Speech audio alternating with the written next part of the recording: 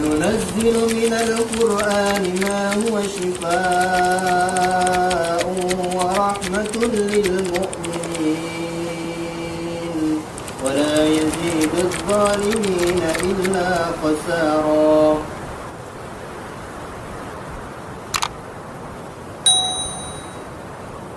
Tidak mau keluar. Ini akidahnya pengobat harus dimiliki.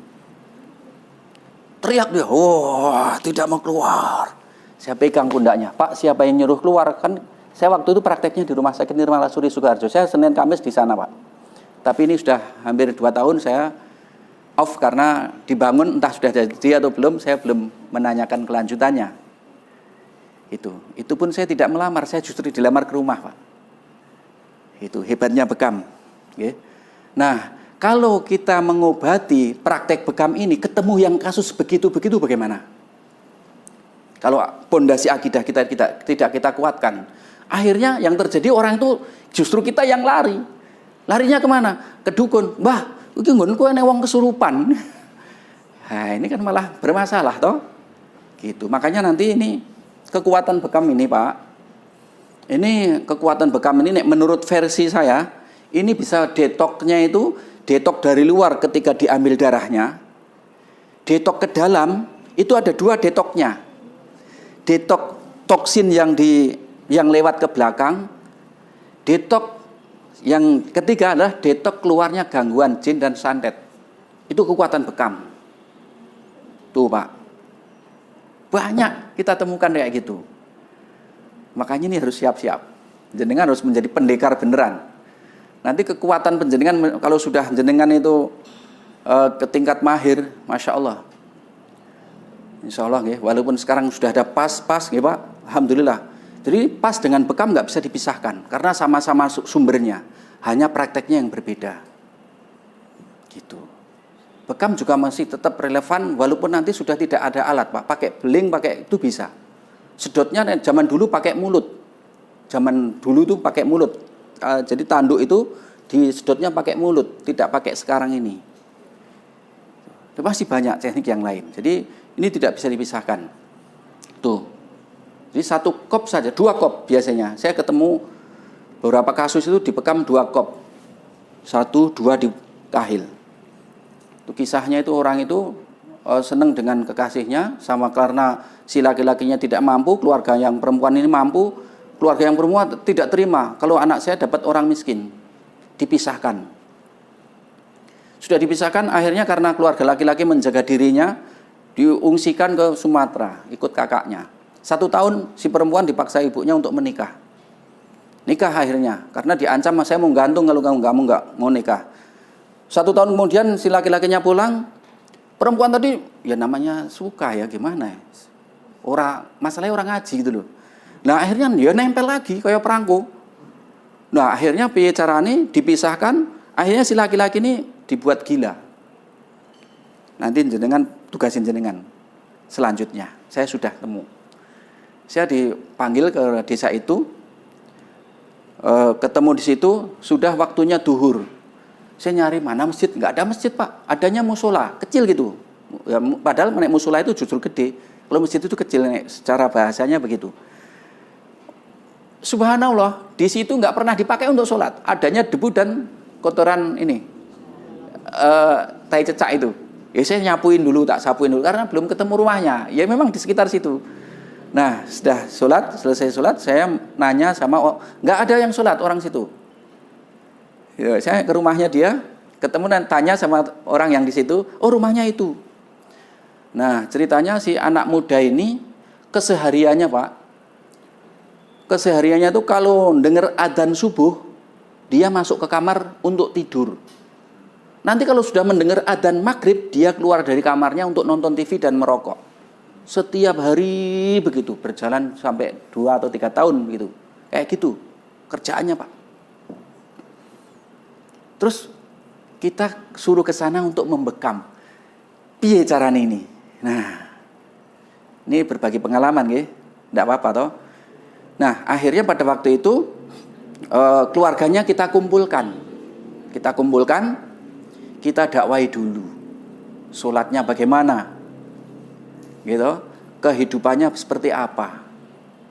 Nek kita ngomong sholat termasuk akidahnya. Nek kehidupan ya pola hidup, pola makan. Mungkin perilaku dia, akhlaknya dia ke tetangga. Ya ini kita penting ini. Jadi bekam itu arahnya ke dakwah. Jangan hanya untuk mencari situasi yang itu aja. Jangan seperti itu. Ya. Nanti biar berkembang. Biar bekam itu ada ruhnya. Masya Allah. Saya sampai malu Pak. Saya itu pernah diundang ke Jogja. Pada waktu di kalangan teman-teman Salafi. Itu saya di sana itu dielok-elokan. Itu si panitia sudah sambutan, nanti ada seorang guru kita, itu seorang terapis bekam, yang bekamnya itu ada ruhnya. Masya Allah, saya jadi malu gitu. Padahal Allah itu, bukan saya. Makanya kita buat bekam itu selalu biar caranya supaya tetap hidup bekam ini. Jadi kita kan sudah hidup, tapi bekamnya itu supaya hidup. Piye caranya? Nanti tak kasih tahu. Ya termasuk kayak gini nih. Nah, akhirnya pada waktu itu si anak muda tadi mulai kita garap, kita suruh bapaknya untuk mewudukan dia, suruh wudu Pak, suruh berwudu dulu. Terus bapak itu punya raja-raja itu, Pak ini untuk apa kayak gini? Oh ini kata wong pinter, ini untuk tolak bala, untuk dan sebagainya. Akhirnya bapak yakin dengan ini. Oh ya yakin Pak, wah itu saya carinya ke Jawa Timur itu mahal loh Pak, maharnya itu juta berapa gitu. Oh berarti Bapak yakin bahwa tulisan ini bisa menolong Bapak? Iya, wah, ya sudah kita buktikan, gitu Pak. Caranya kita patahkan keyakinan dia. Kita kan bawa akidah, kita kan bawa tadi kekuatan dakwah dan akidah tadi. Pak, ayo kita turunkan, kita kletek kan, kita lepasin dari dinding itu, kita turunkan. Terus kita di situ membuat sayembara. Bapak yakin dengan ini? Yakin. Bapak yakin bahwa ini bisa menolong Bapak, memberi perlindungan kepada Bapak, bahkan bisa mengobati anak Bapak yang sudah sekian tahun tidak ada perubahan?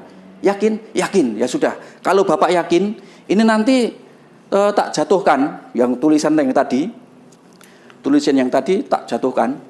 Nanti kalau ini tak jatuhkan kok dia menyentuh tanah, berarti dia tidak bisa menolong dia sendiri. Apalagi menolong Bapak dan keluarga Bapak. Masuk akal nggak ini? Masuk akal. Jatuhkan saja. Bok, dah Pak, ini tidak bisa menolong dia Pak, apalagi menolong Bapak. Bagaimana? Ini lanjut dipakai atau pakai yang sistem saya Pak? Oh, saya yang derek jenengan Ustaz. Gitu. Akhirnya setelah itu kita buka soal akidah. Pak, Bapak itu kalau beribadah jangan yang seperti ini. Bapak itu rumahnya dekat musola, mbok iyo sholat. Karena di sini ada hablum minallah, ada hablum minanas. Bukan Prabowo Sandi, maaf ya. Hablum minallah, hablum minanas. Karena Allah itu di atas, hablum minanas di sekitar kita. Interaksi kepada masyarakat, membuka diri. Seorang terapis itu harus membuka diri, bisa mengurai permasalahan-permasalahan yang ada di masyarakat. Bahkan mobil macet pun bisa mengurai, bisa begitu. Iya Pak. Kalau udah bicara lapangan itu sudah, insya Allah. Nah, akhirnya si anak muda tadi kita bekam. Kita bekam titik, di mana titik itu untuk memudahkan proses. Ya tadi, Mukid sama Kahil. Dua titik ini. Dibekam pada waktu itu ya reaksi juga. Makanya nih di buku merah ini ruqyahnya, buku yang dulu ada ruqyah kegawat daruratan ada, kelihatannya loh yang sekarang tidak ada. Tapi tidak apa-apa, nanti bisa disusulkan, okay? Nah di situ alhamdulillah setelah selesai dibekam, alhamdulillah dia sadar kembali. Sholat asar itu sholat berjamaah dengan kita. Dan saya yang suruh mengimami Pak. Yang bacaannya itu bukan alhamdulillah, malah kita menangis terseduh-seduh karena melihat seperti ini. Allah kasih kemudahan seperti ini. Begitulah agungnya Allah Subhanahu wa taala, begitulah hebatnya bekam. Alhamdulillah. Termasuk yang dokter bedah tadi. Kita datang, kita buka alatnya. Pak, bekam tuh, ditanya dulu, Bapak pernah bekam? Belum. Tapi sudah pernah lihat bekam? Sudah. Di TV. Benar Pak, saya kan pernah diundang ke Azikro. Waktu itu TVRI yang liput. Azikro pondoknya Ustadz Arifin Ilham. Alhamdulillah saya sudah melanglang buana. Nah pada waktu itu alat kita buka semua, kita kenalkan sterilnya alat, karena kita dari PBI steril kan, gitu. Steril Pak, ini alatnya steril semua. Kita pakainya pakai bisturi Pak, tidak pakai jarum. Dan ini bisturinya ini juga 1 orang 1, tidak dipakai untuk yang lain lagi. Nah, bekam itu apa Pak? Dari mana asal usulnya? Karena dia non-Islam. Kita jelaskan dulu. Walaupun juga Islam, kita jelaskan dulu Pak nanti bekam itu apa. Jelaskan, apalagi yang baru-baru ya, terutama yang baru. Kalau yang lama nggak usah. Kenapa kok kita jelaskan kepada mereka? Nah, di sini nanti jenengan akan menemukan jalan tol. Nggak usah iklan di media, nggak usah iklan di internet, nggak usah iklan media cetak, nggak usah. Asalkan jenengan nanti begitu bekam, jelaskan, Pak, titik ini titik kahil, ini untuk 100 penyakit Pak. Pak, ini untuk imuniti tubuh bawah ini titik wari alawat dan sebagainya, jelaskan itu. Terus ini arahnya ke sini Pak. Ini untuk kasusnya ini. Ya, di situ ada saya punya itu yang di atasnya titik sunah, yang titik paru jantung tadi. Itu sebetulnya tidak masuk di buku merah ini Pak. Makanya nanti ada pengembangan. Karena untuk jenengan yang baru-baru tetap berpegangan buku merah dulu. Nanti kalau sudah bekamnya sudah lancar, boleh dikembangkan. Titiknya itu ada titik yes point.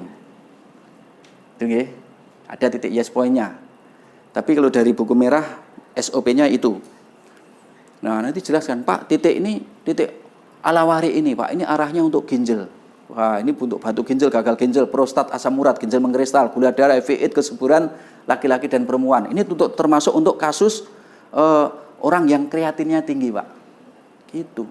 Oh, Mas, tonggo kui batu ginjal, Mas. Sudah kemana-mana nggak sembuh-sembuh, Mas. Apa bisa dibekam? Penjelasan yang kita berikan, iklan nggak ini? Ini sudah termasuk iklan, Pak. Jadi nanti cara jenengan iklan itu nggak usah seperti tadi, nanti dari mulut ke telinga. Jangan dari mulut ke mulut, ya. Jorok kan kayak ini. Dari mulut ke mulut. Dari mulut ke telinga. Bisikkan, Pak, ini loh. Titik ini untuk kolesterol, titik ini untuk gitu. Karena ada kejelasan, ada penjelasannya, ada jabarannya. Titik ini arahnya kemana itu ada jabarannya. Tuh, dari situ saja justru ternyata Pak, yang ampuh itu justru itu. Masyarakat Indonesia sudah bosan dengan iklan sudah bosan. Saya pernah Pak, ngapunten, mohon maaf. Di desa saya pernah diserang pengobatan yang dari Kalimantan. Itu menyebar brosur, si Abah ini mampu mengobati segala jenis penyakit A, B, C, D, itu jelaskan. Adalah saya pas ada dokter yang bekam ke tempat kita, ya kan dikasih. Loh, ini sebetulnya pengobat apa Tuhan toh Pak ini? Maksudnya gimana dok? Ini kok mampu mengobati segala jenis penyakit? Padahal yang mampu itu kan Allah. Iya ya. Itu loh maksudnya akidah ini tadi. Ini loh. Iya ya, Allah yang menyembuhkan, bukan manusia. Itu. Di sini. Nah, itu pentingnya akidah. Seperti itu. Jadi, masya Allah, itulah ya. Nanti akidah ini menjadi pondasi. Setelah kita jelaskan, terus dari mana asal usulnya Pak? Bekam ini. Ini dari wahyu yang diwahyukan. Baca hadisnya di situ ada. Itu. Baca hadisnya. Baca, jelaskan artinya seperti ini. Tuh Pak. Terus nanti ini bekam ini mengeluarkan darah Pak. Darah yang keluar ini darah yang seperti apa? Ini darah yang rusak Pak. Nek wong desa itu biasanya darah kotor gitu lebih mudah. Nek toksin dan statis rada bingung. Ini darah kotor Pak, gitu aja gampang. Nek wong desa mbah-mbah itu karena mbah ini toksin iki apa tale? Ah gitu. Nek mbah niki getih reget mbah mengke sing resik mboten melu medal setetes pun tidak akan ikut keluar asal tekniknya benar. Gitu. Nah, terus akhirnya si dokter tadi, bagaimana dok? Lanjut dibekam. Akhirnya setelah dibekam, 1 minggu setelah dibekam, si dokter yang tadi jalannya gini, bisa jogging kembali Pak. Jogging. Normal kembali. Alhamdulillah dengan izin Allah. Terus 10 hari setelah itu, pas jogging itu, lari-lari itu, lewat dekat masjid. Jalan itu depan masjid gitu, ada jalan. Di situ dia ngelihat ada orang bersih-bersih gitu kan. Harinya Ahad kayak gini. Langsung dia belok ke situ, tanya, mana petugas masjidnya? Nek bahasa orang muslim kan, mana takmir kan gitu kan. Mana petugasnya? Ya saya Pak. Oh iya ya, sini Mas. Saya ini mau masuk Islam, syaratnya apa? Itu Pak. Saya masuk Islam, syaratnya apa? Gitu. Kok Bapak ingin masuk Islam? Iya. Kenapa Pak? Karena Islam itu benar. Terus dari mana Bapak tahu bahwa Islam itu benar? Kata Pak Ustadz, saya kemarin jalan kan saya stroke. Terus saya dibekam sama Pak Ustadz. Saya dijelaskan bahwa pengobatan bekam adalah pengobatan Islam dan tidak diajarkan di agama lain. Kata Pak Ustadz, wahyu yang diwahyukan. Saya masih merinding kalau ingat itu. Akhirnya di saat itu juga disahadatkan oleh takmir masjid tadi. Saat itu juga. Terus masih ngotot pada waktu itu sudah mau lebaran haji. Ini Mas, ini kan mau haji tuh Mas ini. Saya pengen naik haji Mas. Gitu. Syaratnya apa Mas? Wah itu enggak bisa Pak, itu harus antri dulu. Apa memang enggak bisa kalau secara cepat gitu? Oh kalau gitu bisa Pak, tapi mahal. Berapa bayarnya? Kalau nggak salah 150 atau berapa gitu loh. Kalau haji plus itu kan mahal tuh Pak. Ya udah, berapa? Tak bayar. Langsung diajak, pokoknya nanti kamu tahu nggak tempat pendaftarannya di mana? Anter. Alhamdulillah sudah haji. Yang ngajari masih di sini, enggak apa-apa. Insya Allah kita dapat pahalanya juga. Itu Pak. Jadi gitu nggih. Terus ajarkan kepada masyarakat. Kenalkan bekam itu apa, dari mana asal-usulnya, bagaimana kerjanya. Itu baru Kristen yang masuk Islam. Satu. Saya dapatkan Hindu yang sudah harus dioperasi, kita bekam, padahal sudah endoskopi, peradangan lambungnya. Kalau kemana-mana dia bawa kain jarik, ludah terus. Jadi ludah. Kalau sudah basah ini, peres ganti yang kering. Ludah terus Pak. Kalau kemana-mana bawa kain jarik. Sebulan sekali 3,5 juta. Itu sudah 2 tahun. Karena kelas 4 SD temannya sudah lulus, dia masih sakit. Akhirnya dikasih tahu sama tetangga desanya, kamu bekam, hai ke Kemuning. Alhamdulillah ketemu dengan kami. Dakwah tetap berjalan, kita bekam. Dan titiknya itu tidak ada di titik buku merah ini. Titik yang saya pakai pada waktu itu bukan di buku merah ini Pak. Alhamdulillah dakwah sampai. Itu pertama datang pun ibunya nggak percaya. Waktu itu saya masih ikut mertua, belum punya rumah sendiri. Waktu itu kita pakai tiker. Tapi alhamdulillah setelah itu ibunya nggak percaya. Kayak gini pengobatan, kok nggak ada simbol apapun. Karena bukan itu tujuan saya. Tujuan saya adalah bagaimana risalah ini sampai kepada umat. Tuh Pak, kalau niatnya begitu, insya Allah, niat kita, insya Allah sinergi dengan doanya orang itu. Makanya ini nanti ada 4 ini masya Allah kekuatannya luar biasa. Akhirnya orang ini, si ibunya ini tadi, kayak gini pengobatan apa gitu. Tak suruh masuk nggak masuk. Bu masuk nggak masuk. Nah akhirnya ya saya santai aja, wong dia minta tolong, kita mau tolong, nggak mau masuk ya sudah. Akhirnya lama kelamaan masuk juga. Masuk kita jelaskan bekam itu apa. Ibu kan Hindu, ini kan Islam. Bekam itu apa? Ilmu ini tidak diajarkan di agama Hindu Bu. Ilmu ini tidak diajarkan di agama Kristen Bu. Dan tidak diajarkan di agama apapun kecuali di agama Islam. Gitu. Udah kita bekam. Alhamdulillah satu keluarga itu masuk Islam. Tuh Pak, kekuatan bekam.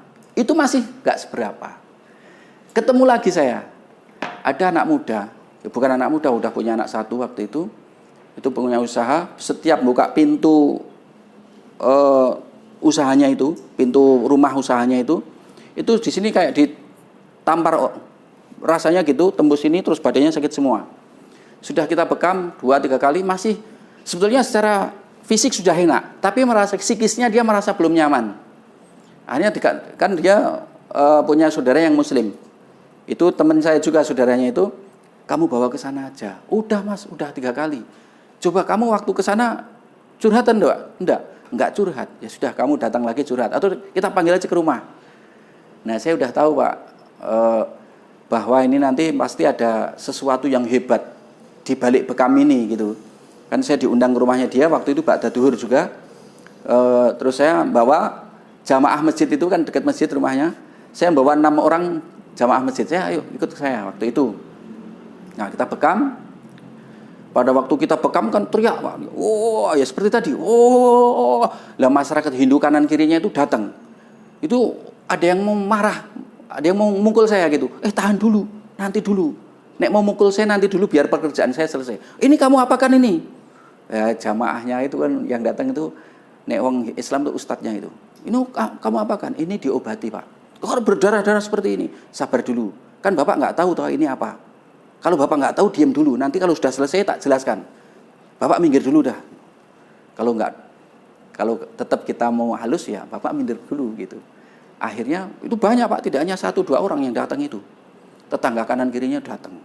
Nah selesai dibekam, ayo pak silakan masuk sini. Masuk semua di situ. Kita jelaskan. Seolah-olah kita menjadi ustadz di depan, kita ceramah soal bekam, soal Islam. Alhamdulillah detik itu juga si bapaknya yang sakit tadi, mas, nek mlebu Islam ki syaratnya opo? Masya Allah. Oh, bapak ingin masuk Islam? Iya, syaratnya cuma mandi, pakai sampo dan sabun. Itu untuk mandi. Loh, kok aneh? Nek Hindu tuh nggak begitu. Loh, kok pakai sampo dan sabun toh mas? Iya pak, di dalam Islam itu setiap orang yang habis hubungan suami istri itu diwajibkan mandi janabat, mandi junub. Kan bapak di Hindu, selama ini kan tidak diajarkan itu. Lah tujuannya biar bapak itu bersih dulu, suci dulu dari hadas. Oh gitu ya. Udah, bapak itu kalau begitu saya diajari mandi. Ajari mandi, Pak. Kita ajari mandi. Tapi ya bapak mandinya di dalam, saya di luar. Nanti kalau nanti udah perang nanti kan gitu.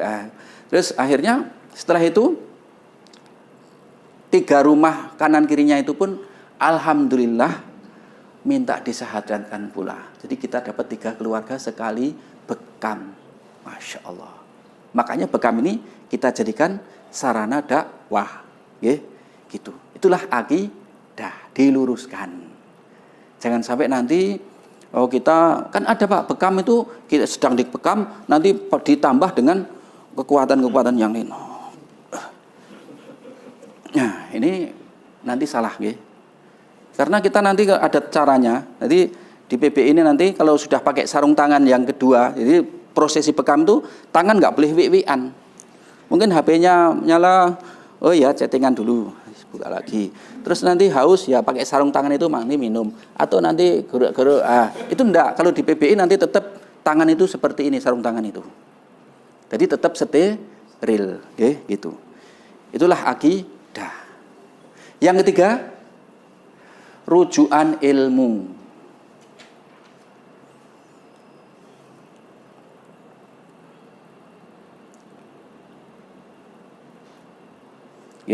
Rujukan ilmu ini baik dari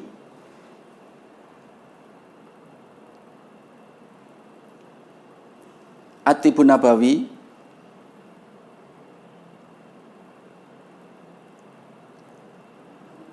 maupun dari aspek medis. Dan ini tidak bisa dipisahkan.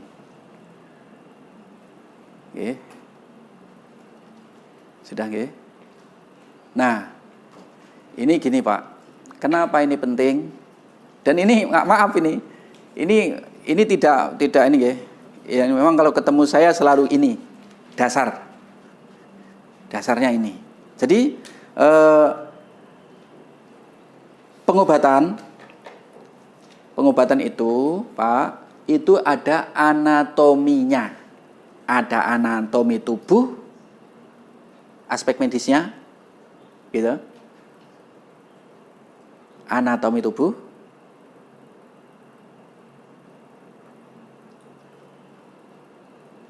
Anatomi tubuh ini termasuk gini Pak, maksudnya itu kalau pengobatan kok tidak paham anatomi tubuh, apa sing arep diobati? Pak, saya kok darah tinggi, yang dibekam dengkulnya karena tidak paham anatomi tubuh. Jangan. Makanya banyak bekam yang bermasalah itu salah satunya tidak memahami anatomi tubuh. Dan ini nanti masuk loh Pak di sana. Nanti masuk di materi itu harus memahami anatomi tubuh. Dari sini anatomi tubuh itu jantung letaknya di mana? Pertanyaannya begitu. Ayo dijelaskan di mana letak jantung, di mana letak lambung, di mana letak hati. Itu ditanya. Nah, makanya nanti ketika ada orang yang datang kepada panjenengan, Mas, saya ini kok divonis dokter jantung koroner. Mas, terus titiknya di mana bekamnya? Saya ini kok sama dokter divonis asma. Ayo, kan harus paham toh ini. Karena di situ ada anatomi tubuh, ada anatomi hijamah, ada letak titik itu, titik organ, ada letak titik, ada anatomi titik bekam, anatomi titik organ, anatomi titik ke bekam. Jadi harus sinkron. Jadi kalau nggak sinkron ya nanti bermasalah, gitu nggih. Jadi sakitnya pinggang yang dibekam paru-parunya, nanti nggak nyambung. Itu jadi ini anatomi, aspek medis itu anatomi tubuh termasuk sterilnya alat. Kemarin diajar bikin kasa toh, insya Allah hanya di ini pelatihan ini Pak, semua kita tuangkan.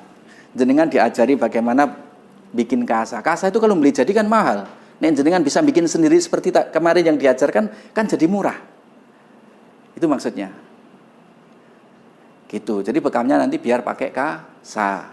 Gitu. Jadi nanti grade-nya naik. Gitu. Oh, siap. Nggih. Ini berapa menit lagi? 3 menit lagi ya, 3 menit lagi. Ini kan sudah masuk ke anatomi tubuh. Sekarang anatomi hijamah ya tadi, di mana keluhannya apa, letak titiknya di mana. Kolesterol Mas, letak titiknya di mana? Nah, itu harus paham. Terus sterilnya alat bagaimana? Sterilnya tempat bagaimana? Itu nanti kelanjutannya seperti itu. Oke, terus yang keempat adalah akhlaknya harus baik.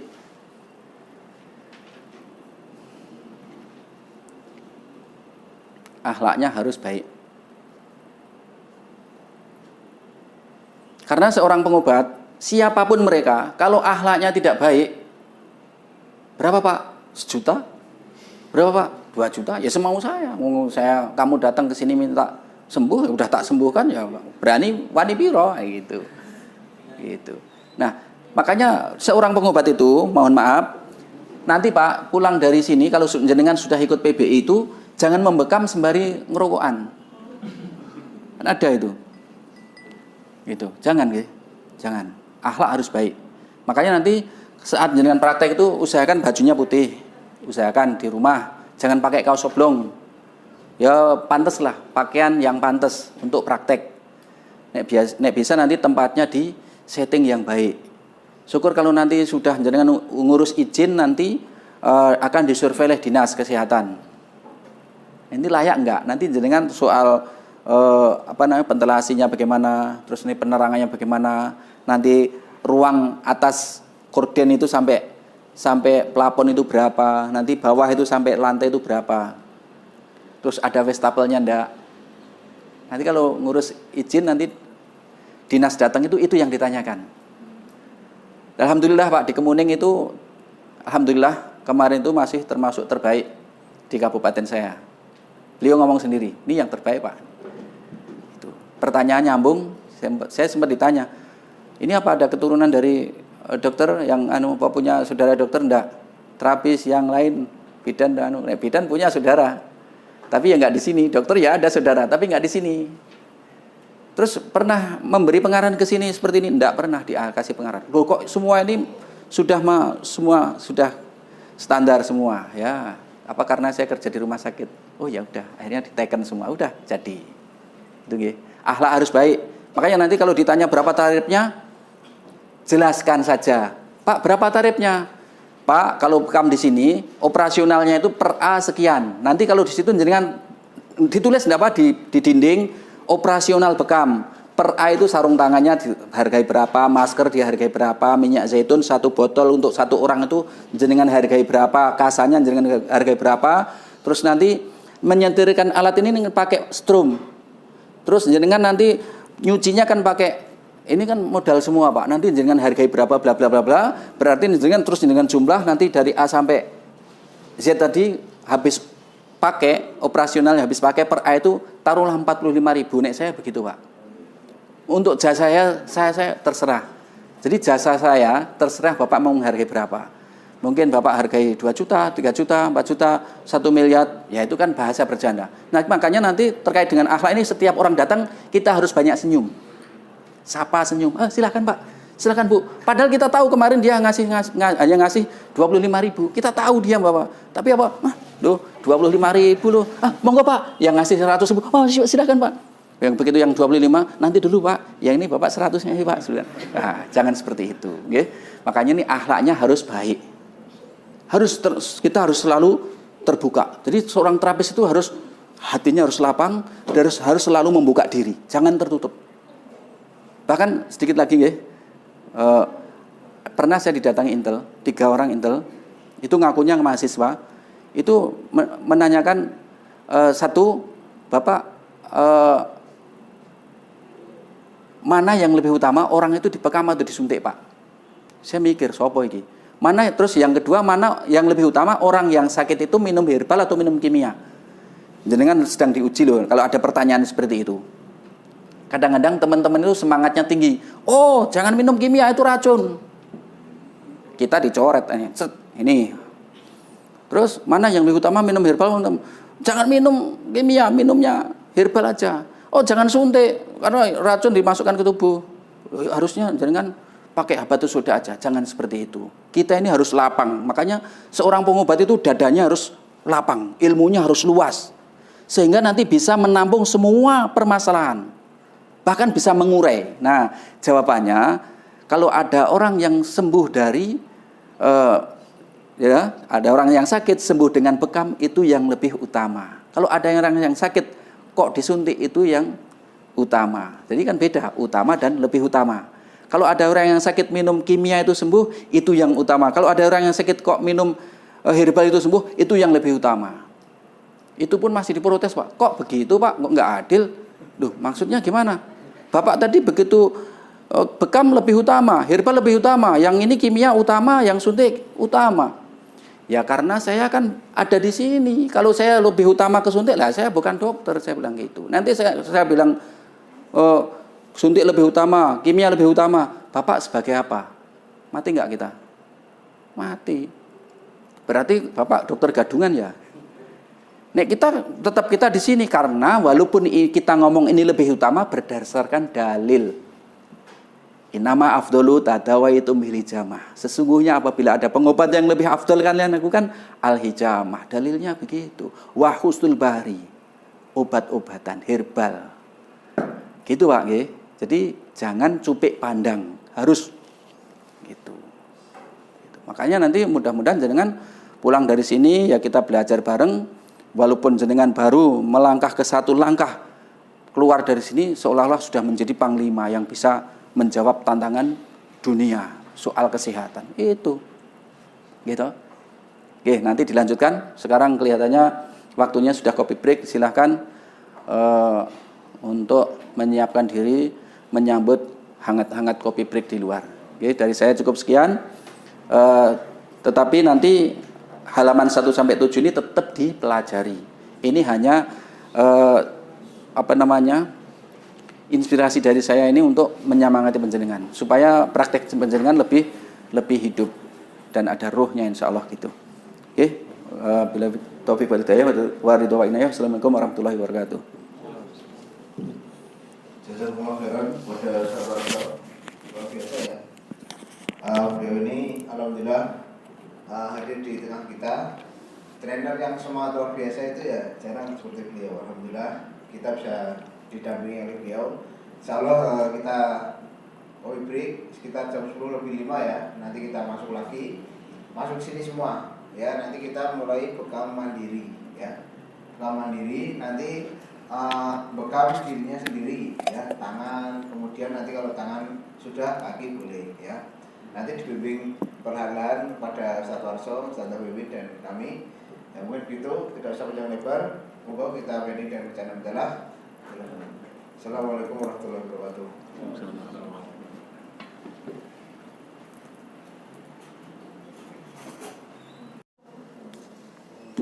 Bismillahirrahmanirrahim. Assalamualaikum warahmatullahi wabarakatuh. Innal hamdalillah nahmaduhu wa nasta'inuhu wa nastaghfiruh wa na'udzubillahi min shururi anfusina wa min sayyiati a'malina may yahdihillahu fala mudhillalah wa may yudlilhu fala hadiyalah. Asyhadu an la ilaha illallah wahdahu la syarikalah wa asyhadu anna Muhammadan abduhu wa rasuluh. Bapak Ibu yang dirahmati Allah Subhanahu wa taala, pertama marilah kita panjatkan puji syukur pada Allah Subhanahu wa taala yang mana pada kesempatan hari ini saya bisa bertemu panjenengan semua di majelis yang mulia ini, majelis Tholabul Ilmi ini. Semoga nanti pertemuan dalam Tholabul Ilmi ini Allah berkahi. Karena hanya itu yang kita cari, yaitu barokah dan ridhonya Allah. Yang kedua, tak lupa semoga sholawat serta salam selalu tercurahkan pada junjungan kita Nabi Muhammad SAW yang selalu kita nanti-nanti syafaatnya di hari akhir nanti. Bapak Ibu yang dirahmati Allah SWT,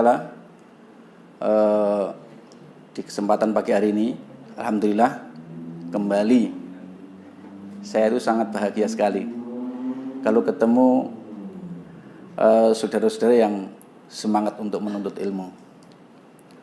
Itu, Pak. Nah, alhamdulillah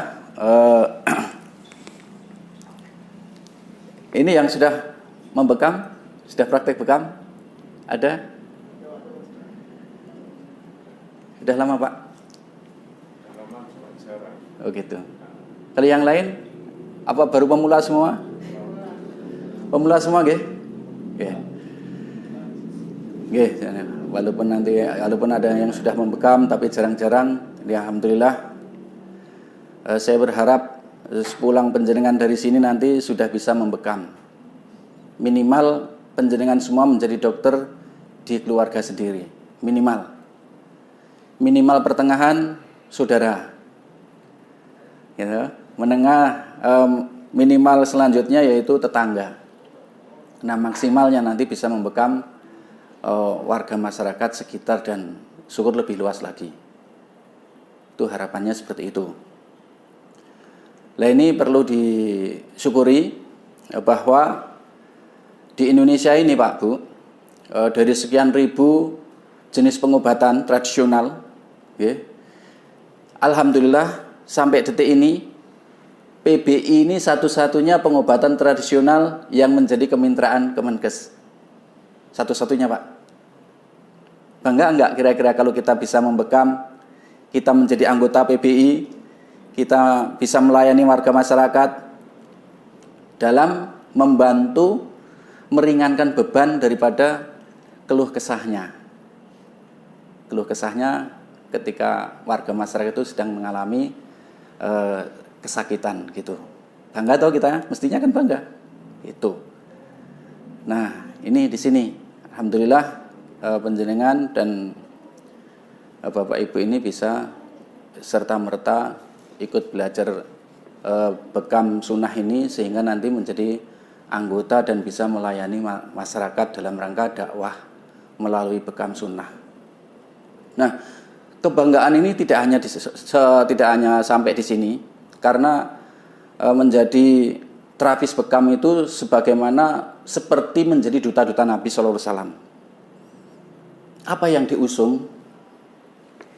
Yang diusung itu adalah kitab-kitab pengobatan. Jenengan kemana-mana bawa kitab Tibun Nabawi. Masya Allah, jenengan kemana-mana bawa alat bekam. Masya Allah, penjenengan sudah menjadi duta-duta Nabi Sallallahu Alaihi Wasallam yang bergerak di dalam pelayanan bekam sunnah. Bangga tahu kita ya, harus bangga. Ini ada yang dari kesehatan, mungkin ada yang perawat. Alhamdulillah. Ada yang dokter? Nggak ada nggih. Nah, alhamdulillah dari sekian banyak ini, banyak juga yang dari kedokteran, banyak juga yang dari kebidanan, banyak juga yang dari keperawatan. Bahkan yang pertemuan yang lalu itu malah dari dinas-dinas kesehatan ikut belajar bekam. Masya Allah. Jadi bekam ini adalah satu pengobatan yang selalu relevan sampai akhir zaman. jenengan nanti, saya berharap jenengan nanti begitu sudah bisa membekam dan benar-benar menjadi duta-duta yang amanah dalam mengemban tugas ini, saya berharap jenengan nanti bisa mengalahkan semua teknik-teknik pengobatan. Walaupun di atas langit masih ada langit. Itu. Karena banyak orang yang sudah mentok di dalam mencari rujukan untuk kesembuhan, itu banyak sekali Pak, sudah mentok ke dokter, sudah nih bahkan sudah diponis komplikasi. Nah, kulturnya orang desa itu banyak orang yang tidak mampu, padahal dia harus dioperasi, bahkan sudah mendapat gelar yaitu komplikasi. Akhirnya sudah mentok, dia nggak punya apa-apa lagi. Tapi dengan izin Allah Subhanahu wa Ta'ala, dengan ketulusan hati panjenengan untuk melayani pengobatan ini, Masya Allah, 1 titik bekam itu mengalahkan 100 jenis penyakit. 1 titik bekam itu mengalahkan 200 juta. 1 titik Pak. 1 titik, 1 kop saja. Tak kop tak Salim. 1 kop saja mengalahkan 380 juta. 1 kop Pak. 2 kop ini mengalahkan 46 juta. Masya Allah. Saya temukan itu. Dan Allah kasih kesembuhan itu. Nah, di sini. Ini mohon maaf, saya memang saya soal bekam saya banyak cerita. Karena cerita ini kejadian yang kita temukan di lapangan, sehingga ini bukan untuk pamer. Ini hanya untuk menyemangati panjenengan supaya, oh begitu toh. Ya, ini untuk menimbulkan semangat panjenengan. Harapan saya begitu. Menuntut ilmu atau segala sesuatu yang kita lakukan kalau penuh semangat, insya Allah mudah kita temukan, mudah kita menemukan rumus dan cara-caranya. Sehingga nanti mudah belajarnya, mudah mengaplikasikan ilmunya. Itu insya Allah itu. Gitu nggih. Jadi harus semangat. Ini alhamdulillah ya tadi. Nah ini Pak, 1 kop ini ada orang itu pecah pembuluh darah di kepala. Sudah 2 minggu di ICU, tidak sadarkan diri. Lalu keluarga si sakit dipanggil oleh keluarga pasien dipanggil oleh si dokternya yang merawat itu. Ditawarkanlah untuk operasi. Keluarganya itu menanyakan, anaknya itu menanyakan, kalau operasi itu berapa dok? Ya kisaran 200-an juta. Itu. Nah, 200 juta. Lalu si bapak sama si anak ini saling menatap wajahnya. 200 juta itu dari mana? Karena petani pun bukan petani utun. Petani itu beda-beda Pak. Ada petani utun. Petani utun itu dia menguasai ilmu pertanian. Sehingga dia menjadi petani sukses. Ini petani-petani biasa ya seperti biasa gitu. Mentok dengan 200 juta itu. Si bapak sama si anak saling menatap wajahnya. Dokternya baik banget Pak. Ya sudah, kamu berpikir dulu, kamu musyawarah dulu dengan keluarga. Kamu tak kasih waktu 1 minggu. Lalu ini kan di ICU itu mahal. Ini ibu kamu ini dipindah ke Bangsal saja dulu 1 minggu sembari nunggu keputusan keluarga untuk kelanjutan dioperasi atau tidaknya tadi. Ini alhamdulillah pada waktu itu sudah menunggu 1 minggu, pihak keluarga juga tidak memberi keputusan karena 200 juta itu bukan duit yang sedikit Pak. Masya Allah. Akhirnya apa yang terjadi? Anaknya tadi konsultasi, Pak, apakah Tibun Nabawi itu bisa untuk kesembuhan pecahnya pembuluh darah? Apa bisa dibekam? Pertanyaan gitu. Makanya nih jenengan ditanya, Pak, saya itu batu ginjal misalkan, apa sembuh dengan bekam? Jangan nanya sembuhnya, karena sembuh milik Allah. Kalau ditanya sembuh atau enggak, sembuh milik Allah. Tapi kalau bisa atau enggak, insya Allah semua bisa dibekam. Gitu Pak. Toh sembuh itu milik Allah. Alhamdulillah pada waktu itu pagi itu karena nggak ada keputusan, akhirnya dibawa pulang, suruh bawa pulang sama si dokter, ini dibawa pulang aja. Karena ya percuma. Itu dari ICU sudah dipindah ke Bangsal, di Bangsal pun untuk kelanjutan di operasi ternyata keluarganya sudah menyerah, dibawa pulang. Akhirnya pagi itu sampai di rumah sekitar jam 9 seperti ini, datang ke rumah. Pak, ini sudah dibawa pulang. Nah, di sini nanti butuh teknik, Pak. Kalau nggak kasus-kasus kayak gitu, jangan buru-buru dibekam. Apalagi orang itu masih ada keterkaitan dengan pengawasan. Baik itu badan WHO, badan obat, resep dokter tadi, maupun dari rumah sakit yang dimana dia rawat. Kan pasien itu kalau pulang dari rumah sakit itu pasti selalu bawa obat. Lah ini maksudnya. Kalau ada orang yang masih bawa obat gitu, suruh habisin dulu obatnya. Kecuali memang obatnya itu dalam waktu yang lama banget. Gitu, Pak. Jadi begitu. Nah, tujuannya nanti kalau memang ada baiknya dari bekam, biar tidak ditemu oleh si obatnya. Tapi kalau sudah dibekam, ada buruknya dari bekam, dari obat, nanti tidak bekamnya ini yang disalahkan. Jadi kita kasih jalan itu biar nek iya nek enggak. Gitu nggih. Itu caranya begitu nanti. Lalu alhamdulillah pada waktu itu pagi sudah bawa pulang. Terus saya suruh dia pulang, kamu pulang dulu. Ngapain, Pak? Kamu hitung obatnya untuk berapa hari. Nanti kamu bisa datang lagi karena rumahnya dekat tetangga saya sendiri. Setelah dia pulang, dia datang lagi, Pak, obatnya sudah saya hitung untuk 1 minggu. Ya sudah dihabiskan dulu obatnya. Apa kata dia anaknya? Kelamaan, Pak, kalau nunggu sebulan. Kalau nunggu 1 minggu, kelamaan.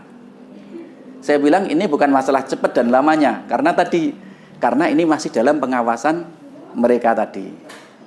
Itu, Pak. Nah, setelah obatnya habis, dia datang lagi. Pak, obatnya sudah habis kemarin.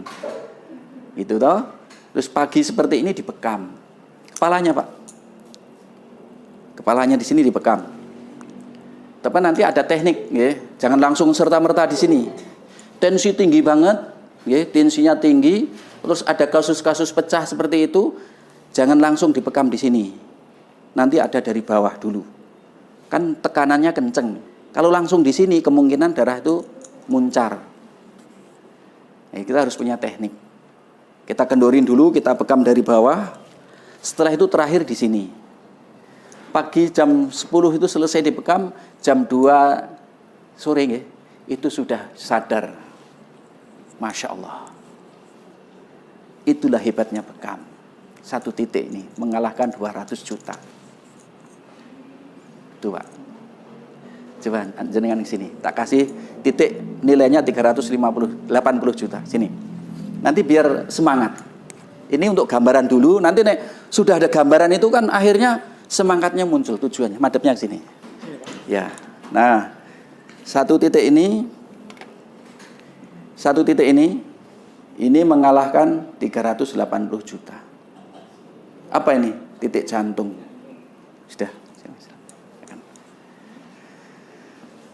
Ini ceritanya ada kakak beradik itu jantung koroner, itu seorang guru SMP kakaknya, dekat saya juga. Pada waktu itu adiknya diajak bekam, tidak mau. Kalau kakaknya kan sudah 2 atau 3 kali berbekam. Nah ini ketika sakit itu bareng, satu keluarga ini bareng sakitnya, ini jantung koroner. Adiknya diajak bekam nggak mau, karena kalau bekam ke tempat saya itu biasanya saya pakai sayat, Pak, bukan pakai jarum. Makanya nanti tak ajarkan bagaimana bekam yang tingkat profesional itu pakainya sayat. Jangan pakai jarum. Karena hadisnya pun syartah al-hijamah. Walaupun di PBI ngasih kelonggaran. Silahkan kalau memang bisanya pakai jarum, silahkan. Kalau sudah pakai pisau, alhamdulillah. Karena nanti grade-nya kalau sudah pakai pisau itu grade-nya sudah naik. Gitu, sudah ke profesional.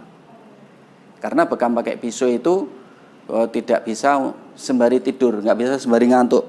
Atau tunanetra pun juga nggak bisa kalau pakai pisau. Ini harus benar-benar terlatih, terampil, cekatan.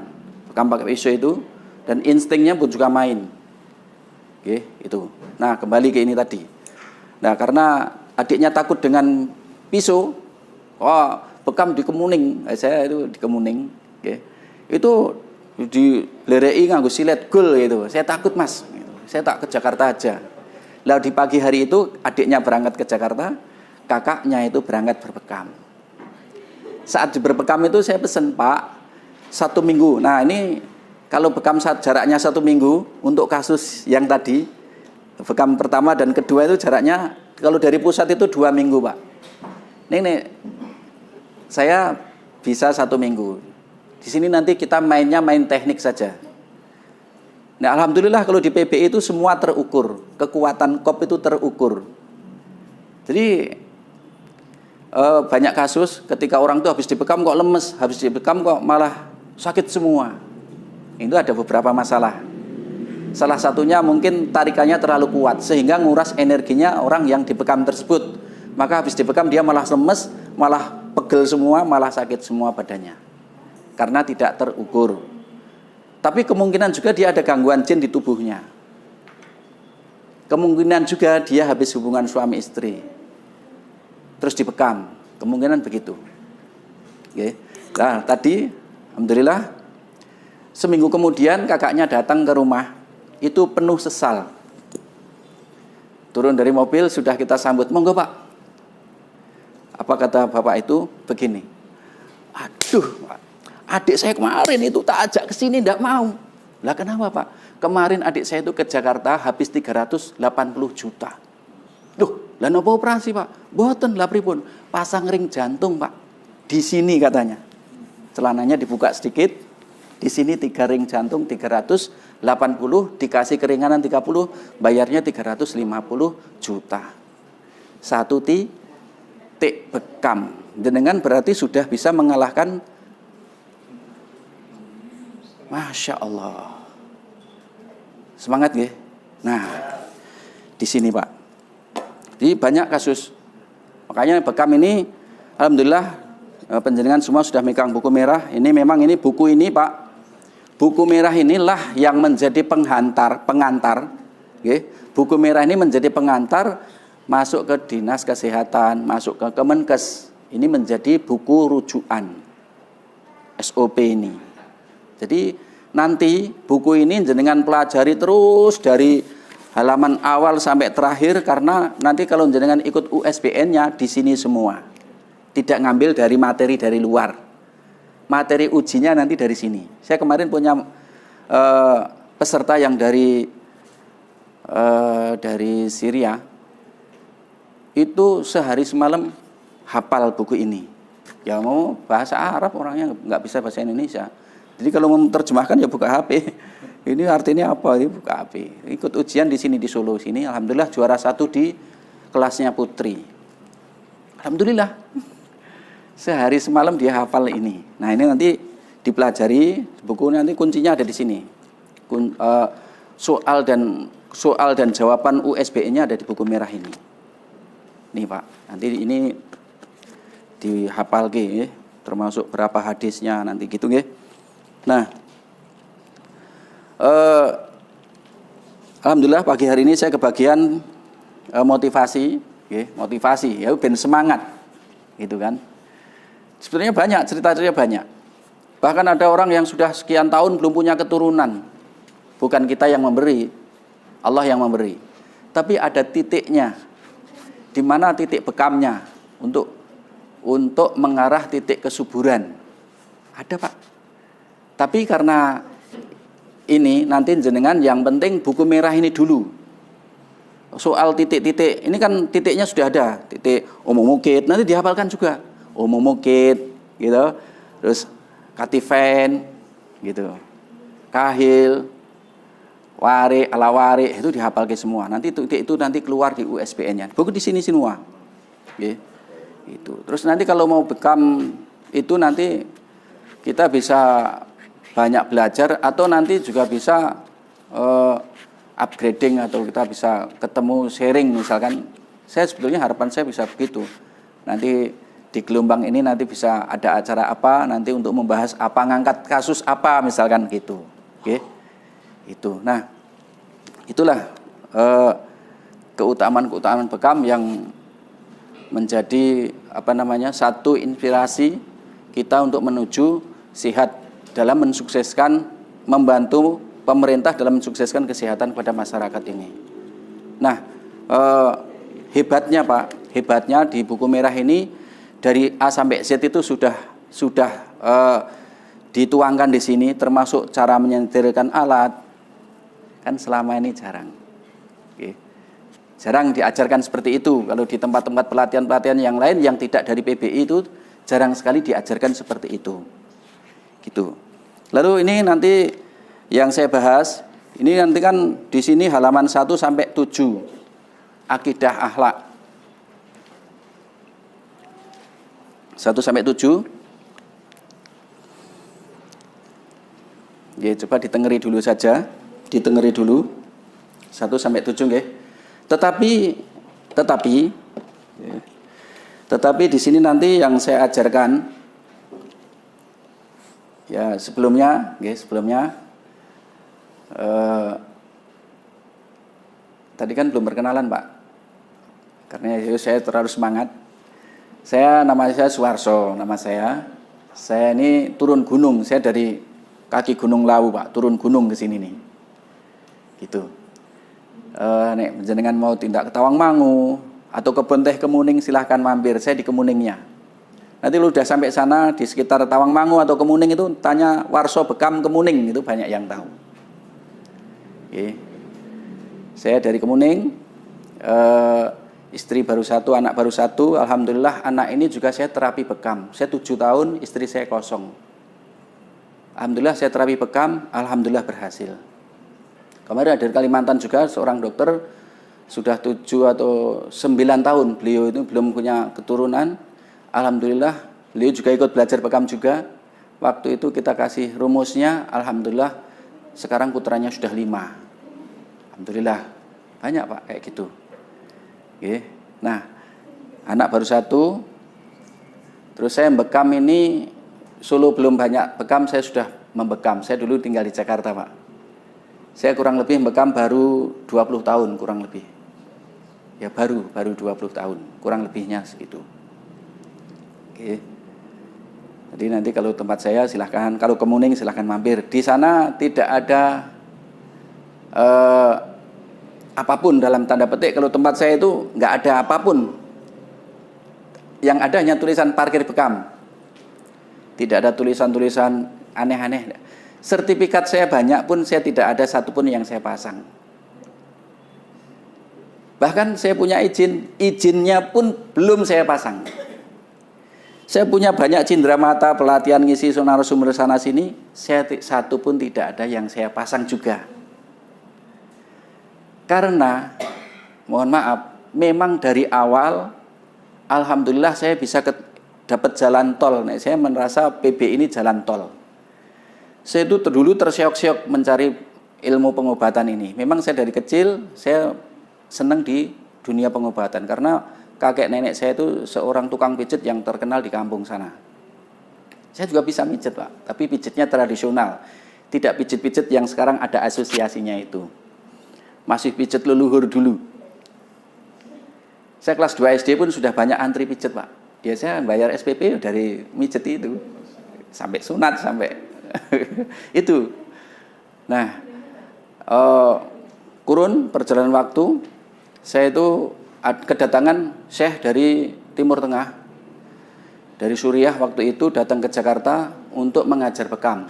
Waktu itu pakainya jarum, pen itu. Kalau pakai pisau ini justru saya dari muridnya Ustadz Katur Suwardi. Itu, alhamdulillah.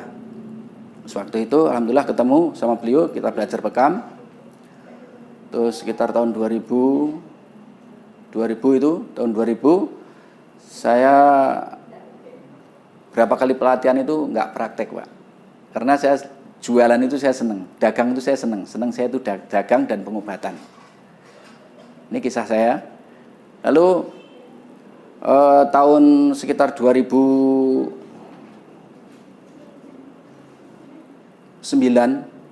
kalau nggak salah itu 2008 2009 itu saya pulang dari Jakarta ke kampung halaman. Sebetulnya saya menangis Pak. Ya, meninggalkan Jakarta itu menangis karena saya 18 tahun di Jakarta. Wah, eman-eman karena Jakarta itu sudah seperti sawah ladang. Wis kaya jogan longan gitu. Nah, kisahnya karena orang tua mertua itu kan sakit-sakitan. Anaknya sudah gede-gede semua. Tinggal satu yang kecil di rumah. Nah, yang perempuan yang kecil sama si istri saya itu, ibunya ngebel terus, Mulyo aku sakit nggak ada yang ngurusi ceritanya. Akhirnya kita pulang. Padahal pasien yang di sana itu Pak dari Hong Kong, dari Jepang, dari Cina, banyak saya bekam satu orang pun dapat untuk makan 1 bulan, untuk bayar kontrakan 3 bulan gitu. Kan sebetulnya iman-iman gitu. Tapi ya bagaimana lagi, birrul walidain pulang. Sampai rumah bingung mau ngapain ini. Nah, nanti tak kasih kisah-kisah untuk jenengan menjadi begitu jenengan sudah siap membekam, nanti jalannya bisa cepat. Makanya ini alhamdulillah bisa ketemu. Harapan saya nanti jenengan itu begitu sudah pulang dari sini ini langsung istilah bela diri langsung pakai sabuk langsung kelas 5 atau kelas 7 nggih, jangan kelas 1. Jadi lepas dari sini langsung menjadi pendekar yang gagah atau panglima yang siap perang gitu. Dalam mengarungi ilmu pengobatan. Harapan saya begitu. Jadi memang ada kisah Pak. Makanya nanti ini kisah ini supaya ya tadi ya. Jadi caranya itu kalau sudah belajar membekam ya tadi tahapan. Bahkan ada teman yang sudah lama praktek bekam tapi nggak punya pasien. Piye nek ngene iki? Kan istilah orang itu ahli pedang nggak dipakai kan karaten. Nah, gimana caranya? Tipnya bagaimana? Caranya membuka diri. Kita di mana tinggal, kita di mana singgah, kita bicarakan soal pengobatan. Syukur kalau berani pulang habis sholat itu bawa alat bekam aja ke masjid nggak apa-apa. Walaupun situ nggak buat praktek. Maju selesai sholat itu, maju ke depan memperkenalkan diri. Saya ini dari PBI. Perkumpulan Bekam Indonesia Pak. Perkenalkan gitu. Siapa yang sakit saya tolong. Gitu. Nah, itu. Jadi kalau di sana Kemuning itu tidak ditentukan biaya bayarnya, berapa bayarnya. Tarifnya tidak ditentukan. Ada orang nanya berapa Pak bayarnya? Silakan. Bawa duit bayar nggak bawa ya enggak apa-apa. Saya begitu Pak. Tuh. Jadi memang dari awal tujuan saya ini pengobatan ini tidak untuk mencari keuntungan sendiri. Tidak untuk itu. Tapi nanti Allah itu Maha Kaya. Yang penting jenengan nanti memberi pelayanan yang terbaik. Makanya ini dari halaman 1 sampai 7 ini justru ini punya saya yang akan saya tuangkan di sini. Kriteria ini yang akan saya tuangkan di sini. Nah, itu kan jenengan nanti baca-baca itu sudah ada. Saya hanya menambah itu supaya nanti istilahnya itu lebih bagus lagi. Badannya itu juga sudah bagus. Itu ini yang memang kriteria yang saya punya seperti itu. Oke, ayo sekarang ada 4 kriteria seorang pengobat. Ditulis 4 kriteria seorang pengobat.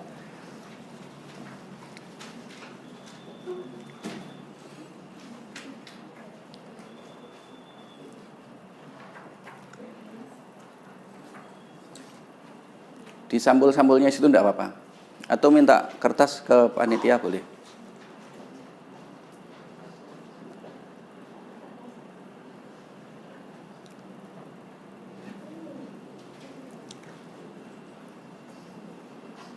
Ini pulpen Mas.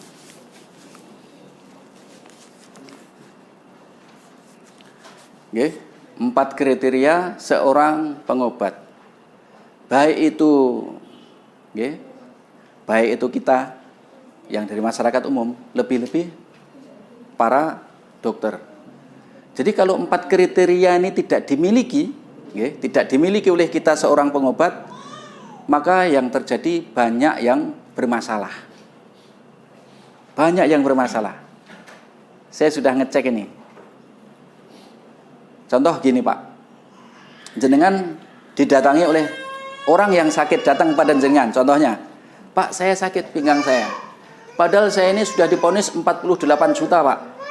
Harus dioperasi. Karena saya diponis batu ginjal Pak. Lalu karena penjenengan ini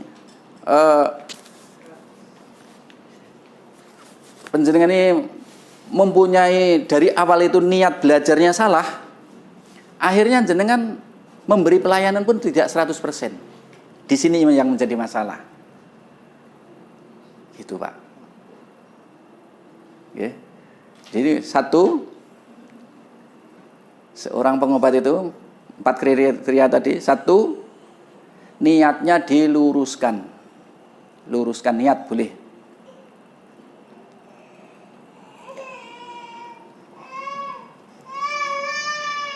Kenapa kok jenengan datang ke sini? Dari Sampit, Masya Allah, jauh, Pak.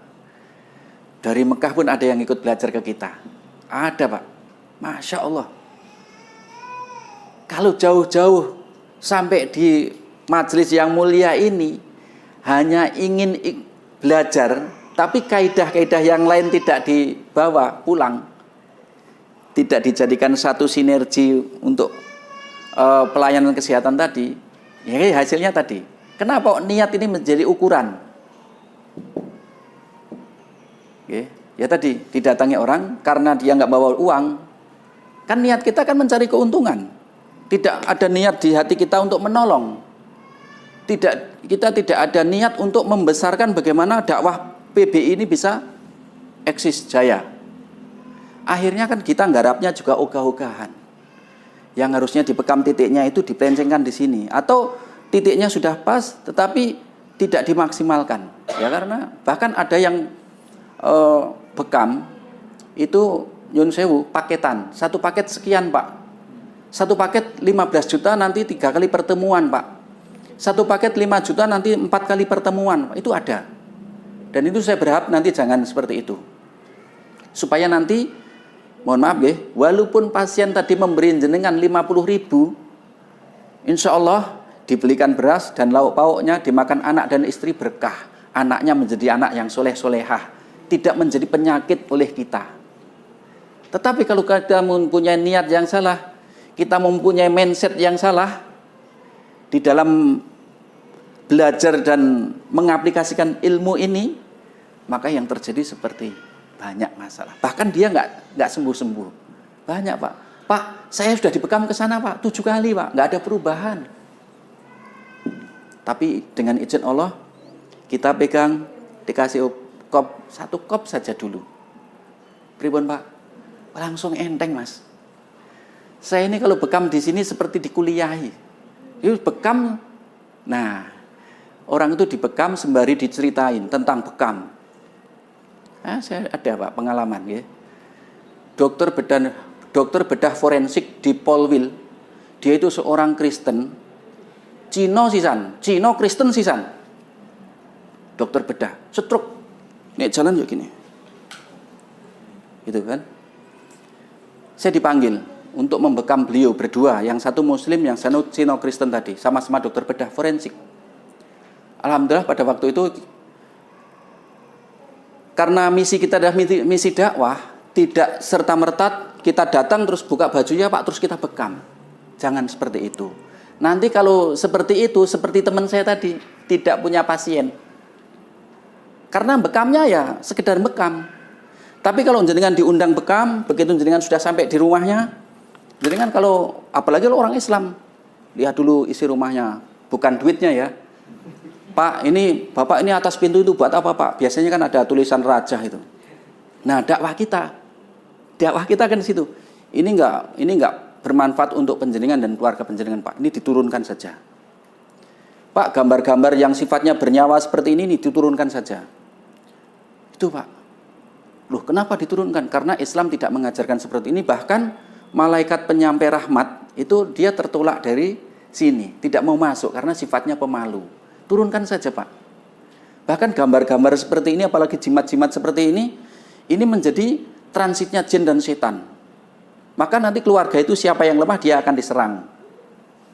Itu dakwain seperti itu. Kemarin polisi di sini saya bongkar karena istrinya sakit, sudah, wah, insya Allah. Akhirnya ngaku saya punya akik, saya punya batu ini, saya punya itu, di korden-korden itu, di selongsongnya itu dikasih jimat-jimat kayak gitu. Buat apa? akhirnya istrinya sakit-sakitan, akhirnya usahanya pun juga tidak laku. Karena apa? Karena dia itu lebih mengesahkan setan, bukan mengesahkan Allah.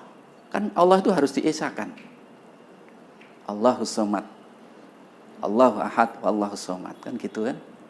Gitu. Makanya niatnya harus diluruskan. Jadi jangan nanti sudah belajar jauh-jauh ke sini. Makanya ini indahnya kalau ketemu saya, dan ini tidak diajarkan oleh teman-teman saya pengajar yang lain. Teman-teman ya adanya ini ya ajarkan ini. Nek saya enggak, Pak. Ini pengalaman saya yang sangat berharga. Ini yang selalu saya tuangkan di mana saya ngisi pelatihan-pelatihan. Jangan khawatir, Allah itu kaya. Benar, Pak. Nanti saya ceritakan kisah-kisah yang lain. Satu nggih, niat diluruskan. Karena innama amalu bin niat. Jadi amal itu bagaimana niatnya. Kalau niatnya baik, amal tadi menjadi mengandung pahala dan barokah. Tapi kalau niatnya salah, menjadi bermasalah. Gitu. Tuh. Yang kedua, saya berharap di sini Islam semua, karena di PBI ini semua anggotanya Muslim. Ada pertanyaan, Pak, kalau ada orang Kristen yang ikut belajar bagaimana? Silakan, ilmu ini luas kok. Belajar boleh, orang Kristen, orang Hindu, orang Buddha boleh ikut belajar, tetapi dia tidak bisa ikut ke anggotaan Perkumpulan Bekam Indonesia ini, Pak.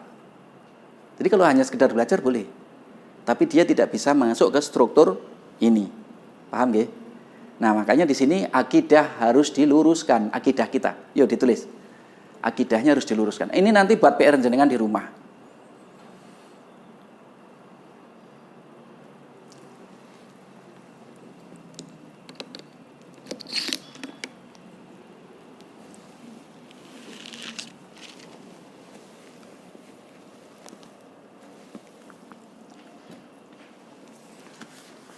Kenapa akidah harus diluruskan, Pak?